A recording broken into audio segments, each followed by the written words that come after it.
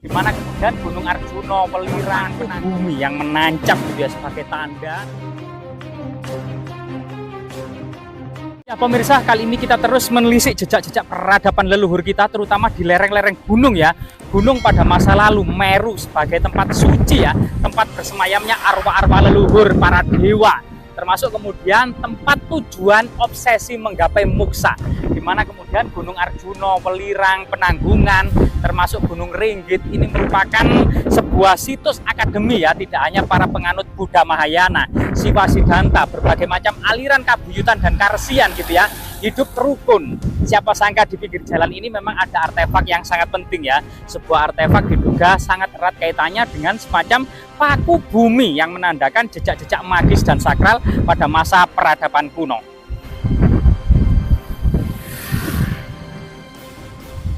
Ya, sambil melihat tanaman ketela ya, ketela rambat ini yang sangat subur di puncak-puncak musim kemarau, ketika tanaman kapuk ini lagi kemudian berterbangan, yaitu buah atau dan bunga kapuk ini berterbangan di mana-mana gitu ya, puncak musim kemarau, serta pohon alpukat yang meranggas gitu ya. Siapa sangka memang Gunung Penanggungan, Welirang, Arjuna memiliki peranan penting dalam menduduki 4 fungsi. Yang pertama sebagai situs pertapaan, mandala kadewa guruan, yang kedua, yang ketiga adalah pemujaan Prawata Girinata, yaitu gunung itu sendiri atau juga Siwah Mahadewa, termasuk kemudian sebagai persajian gitu ya, altar-altar persajian dibangun begitu banyak sekali, sehingga kemudian Gunung Penanggungan, Welirang, Arjuna dan Penanggungan ini memiliki banyak sekali gua-gua pertapaan, altar-altar persajian, struktur teras berundak-undak, percandian gitu ya, sebagai unsur kemudian bagaimana kemudian ada semacam akulturasi budaya dari nilai-nilai prasejarah, kemudian yang kemudian berbalut serta kemudian berpengaruh besar dalam kemudian memajukan peradaban kuno ya, terutama pada masa kerajaan Majapahit. Jadi jika di sana tadi Gunung Welirang yang sangat aduhai, di sana itu Gunung Penanggungan ya, yang puncaknya itu selalu gundul ya, selalu gundul, yang kemudian dikelilingi beberapa puncak sehingga disebut juga dengan Pancawalikrama. Satu puncak di tengah dikelilingi sebuah bukit di keempat penjuru arah mata angin gitu ya. Sehingga kemudian Gunung Penanggungan ini terbentuk secara alami dalam sebuah mandala ya, yang ini dalam khazanah tradisi-tradisi kuno. Karena memang begitu masifnya ya Pulau Jawa dan Sumatera ini, lebih dari 1.500 tahun, sendi-sendi kehidupan masyarakatnya itu berlandaskan pada agama Hindu-Buddha, yang sebelumnya masyarakat prasejarah itu menganut kebudayaan Dongsonian ya, seperti Moko, Candrasa, Kapak Corong, Nekara, Punden berundak-undak gitu ya, dan lain sebagainya, termasuk kemudian menhir, dolmen, dan sarkofagus. Ini kemudian adalah kepercayaan asli masyarakat Dongsonian ya, yang berasal dari Tiongkok Selatan atau Yunan ya, yaitu kebudayaan Dongson. Setelah itu kemudian memang awal Masehi ini merupakan proses masuk dan berkembangnya agama Hindu-Buddha di Nusantara, sampai puncaknya pada masa dinasti Sailendra maupun pada masa di Jawa Timur yaitu Kerajaan Majapahit. Sehingga kemudian dalam perspektif tinggalan-tinggalan artefak kuno yang berlandaskan pada agama Hindu dan Buddha serta aspek-aspek yang ada di dalamnya ya, spektrumnya atau spektranya itu banyak sekali tinggalan yang berserak di sawah-sawah, di bukit-bukit, di lembah-lembah, dan di gunung-gunung. Salah satunya adalah di belakang kita.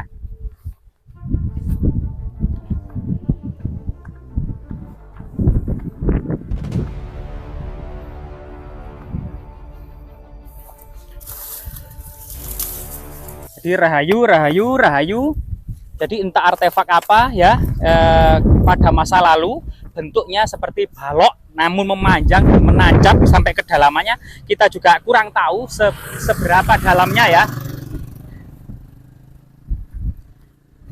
Nah, yang konon katanya menurut cerita tutur yang berkembang di masyarakat ini adalah paku bumi yang menancap gitu ya, sebagai tanda pada masa lalu penancapan status tanah sima perdikan di area ini. Sehingga paku bumi ini selain kemudian memiliki makna profan, yaitu sebagai batu yang ditancapkan atau paku bumi, juga memiliki nilai-nilai magis dan sakral yang memang masyarakat masa lalu ini tidak bisa terlepaskan dari nilai-nilai magis dan sakral.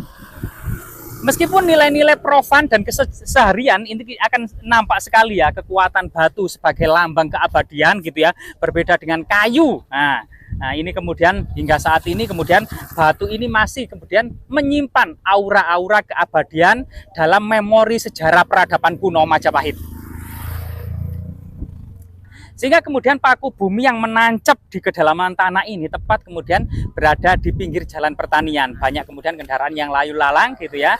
Dan kemungkinan memang ini sangat erat kaitannya dengan peradaban yang ada di lereng Gunung Welirang Arjuna serta Gunung Penanggungan ini, yang memang sebagian besar artefaktual gitu dibangun pada masa kerajaan Majapahit. Artefak tertua adalah masa Rakeh Watukuro atau Rakeh Garuda Muka Dia Balitung tahun 910 Masehi, yaitu awal abad ke-10 Masehi, dan artefak terakhir di Candi Yuda, Candi Merak dibangun tahun 1511 Masehi, yaitu awal abad ke-16 Masehi sampai pertengahannya diduga kemudian kerajaan Majapahit masih memiliki eksistensi meskipun di pesisir utara sangat masif sekali perkembangan agama Islam. Namun di pedalaman jika kita lihat pada abad ke-16 masih penganut agama Hindu dan Buddha. Semoga berbagai macam toleransi, pluralitas, dan akulturasi ini tetap menjadi pelajaran yang berharga bagi kita semua untuk memiliki kebesaran hati, pikiran, dan membuka cakrawala berpikir kita.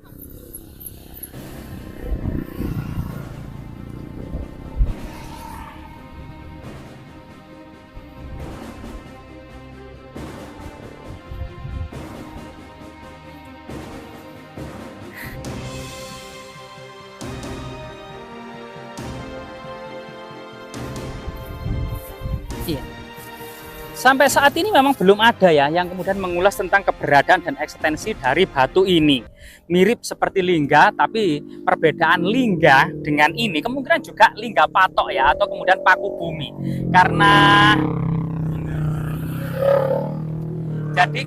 lingga sendiri yang merupakan simbol dari Dewa Siwa itu memiliki bentuk ya segi empat, itu bagian bawah karena bagian bawah itu Brahma Baga, bagian tengah itu segi delapan atau Wisnu Baga, dan bagian puncak itu silindris ya atau Siwa Baga. Sedangkan yang kita dapati di sini itu dari bawah sampai kemudian atas ini segi empat semuanya ya, segi empat semua. Jadi lebih mirip memang ini adalah paku bumi, bukan lingga sebagaimana kemudian unsur-unsur pemujaan atau nilai-nilai magis dari Dewa Siwa gitu ya. Nah, coba kita lihat ya.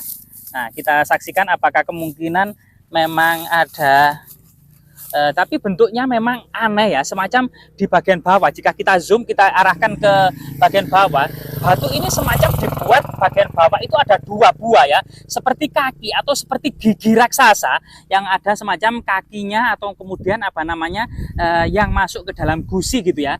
Yang sampai di sini itu kita lihat bahwasanya di bawah itu ada semacam dua tonjolan. Terus kemudian di atas itu balok seperti gigi raksasa. Namun masyarakat mengenalnya dengan sebagai paku bumi gitu ya, paku bumi yang menancap sebagai tanda simbol-simbol magis dan sakral pada masa lalu. Sehingga memang meskipun batu ini tidak memiliki unsur-unsur 4, 8, dan 1 ya silindris, yaitu Brahma Baga, Wisnu Baga, dan Siwa Baga, namun batu ini diduga juga memiliki fungsi magis yang berhubungan dengan tanah-tanah perdikan di area ini ya, tanah yang dibebaskan dari segala pajak dan pungutan. Dahulu kemungkinan ada lubang-lubang kecil ini adalah untuk memecahkan telur, menyembelih ayam. Seorang pendeta Makudur menghadap ke utara, selatan, timur, dan barat, serta membaca mantra-mantra serta doa-doa serta kutukan-kutukan yang sangat menyeramkan bagi siapa saja yang kemudian berbuat jahat di lokasi ini, atau barang siapa saja kemudian mengganggu dan merubah tatanan-tatanan yang sudah ditetapkan oleh sang raja. Karena sebagai konsekuensinya biasanya masyarakat di sini itu kemudian dibebaskan dari segala pajak dan pungutan dari kerajaan, kemudian bergotong royong untuk kemudian merawat sebuah bangunan suci ya, biasanya seperti itu ya. Semoga kemudian monumen yang sangat luar biasa ini tetap memberikan edukasi, motivasi, dan inspirasi bahwasanya kerajaan Majapahit adalah real, bukan sekedar dongeng sebagaimana orang-orang yang ada di Jakarta atau di Jawa Barat gitu ya. Sehingga kemudian peradaban-peradaban yang masa lalu akan terus digali sebagai upaya merupakan jati diri dari bangsa kita, bangsa Indonesia.